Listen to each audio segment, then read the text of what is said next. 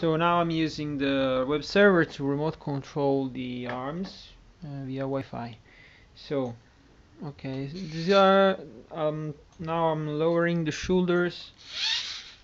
Okay, so this is almost the rest position for the shoulders. This is to give you an idea of the degrees of freedom. Okay. So as you can see, as the arm. Okay, regarding the forearm, when the forearm is straight, the end is closed. I can show it better. So now it's closed, and it remains closed until it goes all the way in the other direction, and it opens and remains open until it goes all straight and closes again.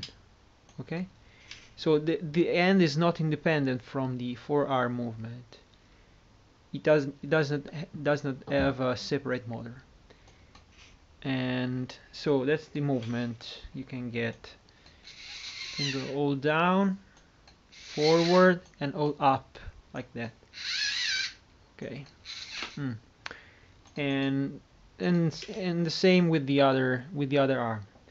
Then Cyclops can walk.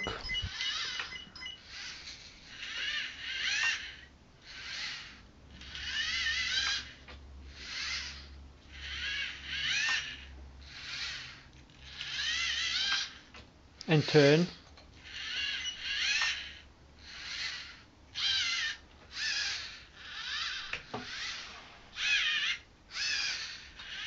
Okay.